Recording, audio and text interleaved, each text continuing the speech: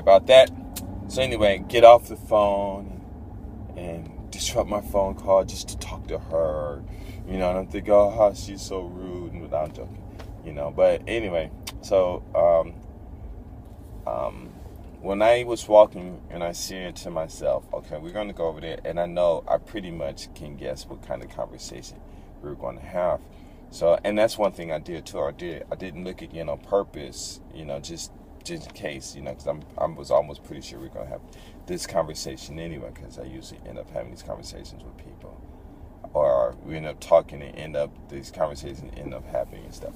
So we were talking about that, and then I told her about the image and stuff. She was like, yeah, okay, I understand. And I said, it's like this. When I walk by and you say hi, when I walk by and I walk by the pillar and I said hi, and you said hi, and I kept on going. When I passed the pillar again, what did you think? And she was like, huh, what do you mean? I said, what were you thinking? And so she was like, oh, I thought you were going to look at me again and say hi. And I said, so see, you already imagined something, that there wasn't really no reason for you to do it, And sure, normally it's supposed to happen, but there's no reason for, or if I say hi to you once, why do I need to say hi to you, 2 seconds later again, And then I said, then you imagine you created this situation where I was going to say hi to you. And then when I passed by the pillar again, when I passed by it, but I didn't. And so what did you think? And then she said, oh, well, I was sad because I thought maybe, whatever. I don't remember her exact words, but it was something on the line where she thought I was going to say something to her.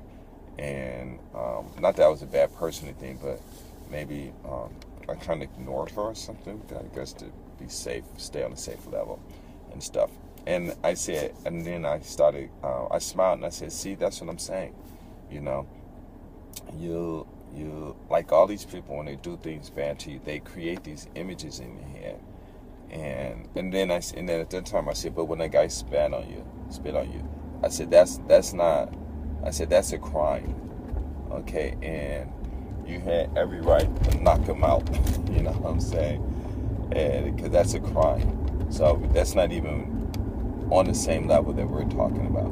But still, people, in his mind, he created this image of you, and more than likely it was just that he just saw something and he's jealous because maybe you're young and whatever, and his life is, he's old, they're already miserable, they can't go to clubs, no one's talking to him, definitely they're sexless, and they just have a terrible life, and so he could be doing that to a lot of people. It's not telling who he's doing it to, it's just him, he has the problem and stuff. So I said, when you thought about that, when I didn't do that, when I didn't say hi to you, I said, what do you think I was thinking?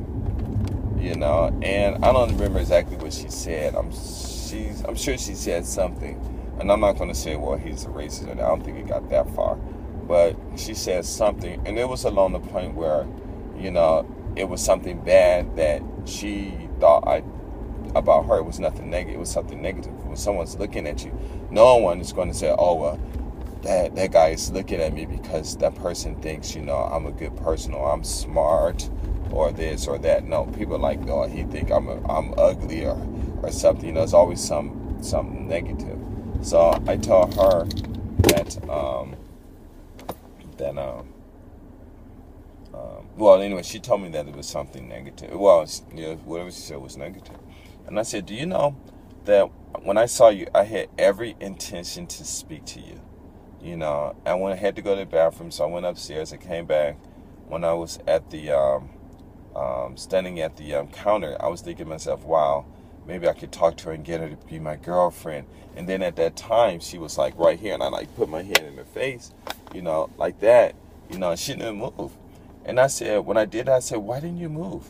And she was like, I don't know. And I said, well, you should always back off, And so basically what I did there was that next time somebody approached her too close that she doesn't know, in a lonely place, that she should be ready to defend herself. Because when people defend themselves, sometimes it'll snap people out of, their craze and stuff. And she was like, she started laughing. But I said, but I had every intention to talk to you. And I told her, what I was thinking, you know. And so I said, I'm thinking about making you my girlfriend, and you're thinking about something negative. And I said, so our both of our images are just totally different. So why react on it, you know? And we finished the conversation, and of course, I couldn't make her my girlfriend because I told her, you know, that would never happen anyway. It was just something I just entertained my mind, you know, being a little schizophrenic, right? And a little crazy, and entertain my mind, because I would definitely tell you I'm married, so. And plus she's married too.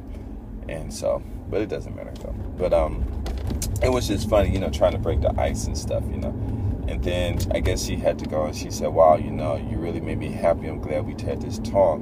You know, it's like 2 hours, 2.5 hours. So of course I can't put everything in this video that we see in 2 hours. But pretty much that was it. So basically what I'm saying is, when you are in school, and I want to talk about school too in my next video, but when you're in school and your friends are criticizing because you're smart and you're doing well, they are only doing it because they don't understand, and then they're creating this image. And what you have to do is you have to understand that this image, and that's what I told her. No, this is what I told the same kids, and I told her that too. I drew a picture of sad, happy, tired, whatever, and these emotions, and I just the names. And I told her, and I told the kids in the school, I said, when you have your emotions, how did your emotions change? You know, the amount of it changes by the volume of the fluid, but does it change? Does your emotions become sweet, or do they become sour? Or, you know, can you feel that, you know, other than just the intensity of it? And the students were like, no, and she said no too. And so I had said to her, I said, the only thing is your emotions never change. Your emotions never ever change. It's the same feeling and everything. Like I said, it's just the intensity, whether it's strong or light or weak, I mean. But I said, you know, you got that, and you got these labels to these different things, and you just label them. So you'll say something is sad, and then you attach that feeling, and this is happy. But I said it's the same feeling. So if it's the same feeling, but yet you're attaching different labels to it, then, you know, what would you call that? And, you know, they were like, crazy, you know, stupid, funny. And I said, yeah, you know, it's pretty much you're just being schizophrenic. Now I say I understand that those are the feelings we have and stuff like that. But and I didn't get too deep with the kids, but, you know, they understood it. But with her, I said that if you understand that the emotions are the same and your responses are just different, and I use another illustration, I said, like, if someone's looking at you and they thinking you got pretty lips, and I'm like, ooh, you know, or, you know, wow, you know, get it back, wow, it's got some, you know, some nice lips or whatever, and they start talking to themselves and stuff, and you see it. You say, you have to understand that when people make facial expressions, they can only do the same expressions. They're not going to change. Your eyes are only going to go up. They're going to get wide or up or down, you know, open or close, and that's it. You know, they're not going to go from, they're not going to spread out this way. Your mouth is going to go from a circle like this to like that, and that's it, you know. And you might, I don't know, some people might be able to wiggle their ears or wiggle their nose or whatever, but basically our facial expressions are the same. They don't change. Now I can understand if somebody look at you and their eyes, one eye just went to the side like that, you know, or this eye, you know, is spent or something like that, then okay, then you can understand it. Yeah, okay, now something strange. This person is really thinking something about me. But other than that, the expressions are the same. And if you don't look in the mirror and look at the different expressions that you have, then you won't understand, or no one will understand, that pretty much all the facial expressions that you're going to do are repetitions. And so, you know, so I told her that. But what I'm saying is, when you, and the whole thing is, you guys really need to really think to try to free your mind and stuff, because a lot of the problems that you're having in your life, you don't have to have them, okay? and sit down with your friends, you discuss this video, you discuss it with each other, even if it's with your enemies. I have my other videos.